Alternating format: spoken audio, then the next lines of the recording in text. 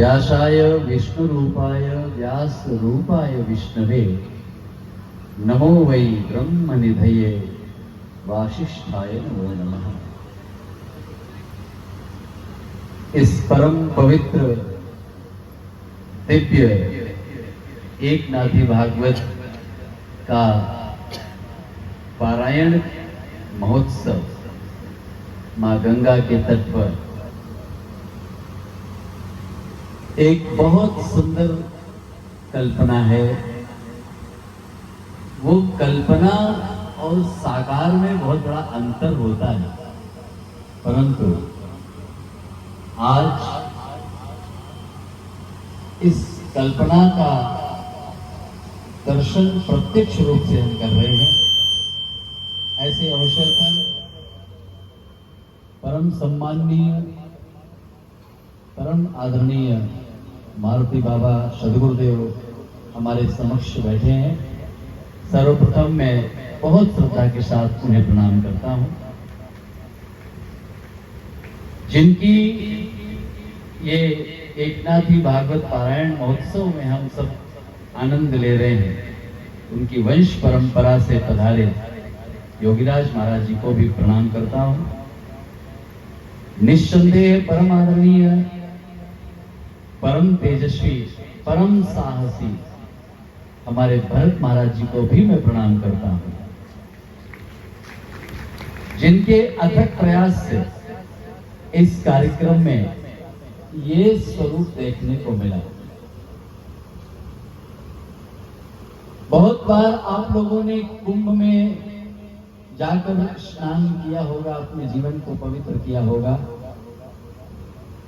लेकिन वहां स्नान करके पवित्र होता है शरीर, लेकिन यहाँ एकनाथी भागवत का गान करके आपका जीवन पवित्र हो गया। जिस मणिकर्णिका घाट का वर्णन भाग इस ग्रंथ में है, उसके बिल्कुल ठीक सामने के तट में आप बैठे हैं। कितना अद्भुत है।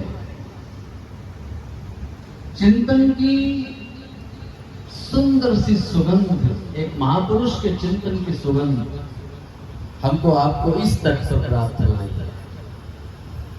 आप सब निस्संदेह बहुत भाग्यवान हैं। अधिक महीने में अधिक पुण्य अर्जन कर रहे हैं। हम आपके दर्शन करने आए हैं। भगवान महर्षि वेदव्यास जी महाराज की ऐसी प्रेरणा हुई, यद्यपि इस कार्यक्रम की रूपरेखा जब तैयार हो रही थी तो मैं दर्शन के लिए, और वहां भी कुछ ज्ञानेश्वरी पारायण चल रहा था या एकनाथी पारायण चल रहा था। जब कुंडलेश्वरी ज्ञानेश्वरी पारायण चालू था, उस समय तुकाराम महाराज की गाथा चालू थी। उस समय योगायोग से मैं दर्शन के लिए गया और इस कार्यक्रम की रूपरेखा के बारे में बहुत सुंदर योजना बन रही थी। उस समय मेरी कल्पना ऐसी नहीं थी जैसी आप लोगों ने ये छवि बनाई है। मैं आप सभी को बहुत हृदय से आपके साहस को, आपके सामर्थ्य को प्रणाम करता हूं। ये शब्दों की माला है। आपकी प्रशंसा की जाए, मंच पर बैठे हुए महापुरुषों की प्रशंसा की जाए। ये सारी प्रशंसा ये ना तो आपकी है और ना ही महापुरुषों की है। ये उस एक केवल महापुरुष की है जिसने अनेकों विद्वानों से टक्कर लेकर एक ऐसा ग्रंथ लिख दिया था जिसको आज सारी दुनिया नमस्कार कर रही है। भगवान महर्षि वेदव्यास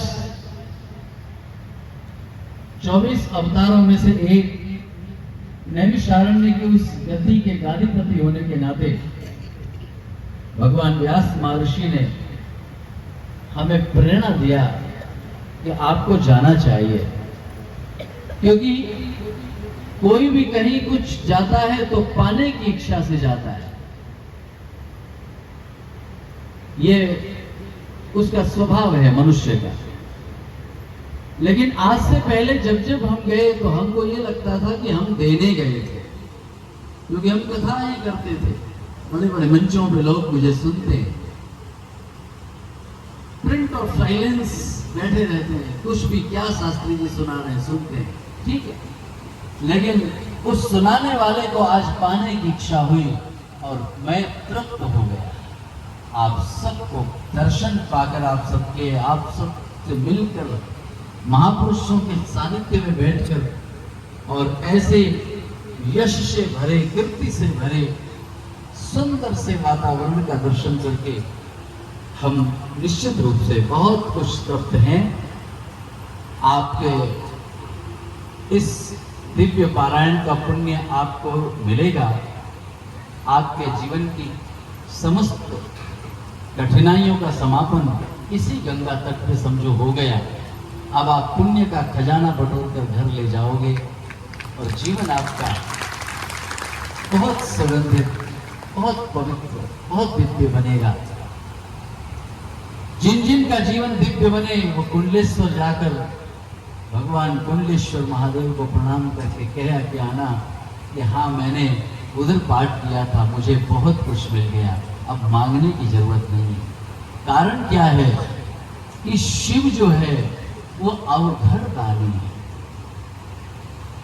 ये श्रावण मध्य समय चल रहा है। वैसे तो कई बार राजयोग होता है, कर्मयोग होता है, धर्मयोग होता है, लेकिन इस समय इस पुरुषोत्तम महीने में शिव योग है। ये शिव योग है क्योंकि 15 दिन का श्रावण निकल गया हमारी मर्यादा के अनुसार, और अभी पुरुषोत्तम मास चालू हो गया। फिर 17 तारीख से श्रावण का प्रवेश फिर पुनः हो जाएगा। यानी ये जो श्रावण है ये 19 वर्षों बाद आया है पंचांग के अनुसार, और उस 19 वर्षों के बाद आए हुए दिव्य परम पवित्र क्षणों में आपने ये एकनाथी भागवत खुद को नहीं सुनाई है, ये भगवान काशी विश्वनाथ को सुनाई है। उन्होंने सुनी है। सबसे बड़े इस दुनिया के वक्ता ने आपकी भागवत सुनी है। सबसे बड़े वक्ता को आपने कथा सुनाई है एकनाथी, तो निस्संदेह आपकी झोलियां भला कौन रोक सकता है भरने में। आप सबकी झोलियां भर चुकी, और आखिरी में तो देखो गुरुदेव पधारे आपको आशीर्वचन देने, योगीराज महाराज जी पधारे आपको आशीर्वचन देने, बीच में मैं भी आ गया। अभी भरत महाराज जी का ये उद्बोधन चल रहा था। 3 लोगों के बारे में महाराज जी ने बताया, मैं उनमें से बड़ा भाग्यवान हूं। वैसे तो दोनों ही भाग्यवान हैं, लेकिन मैं ज्यादा इसलिए हो गया क्योंकि दोनों महापुरुषों ने मुझे अपने बीच में बिठा लिया। अभी कैसा है, दोनों तरफ से सेफ है, तो इसलिए जो सेफ है वो क्यों चिंता करेगा। बहुत बहुत शुभकामनाएं।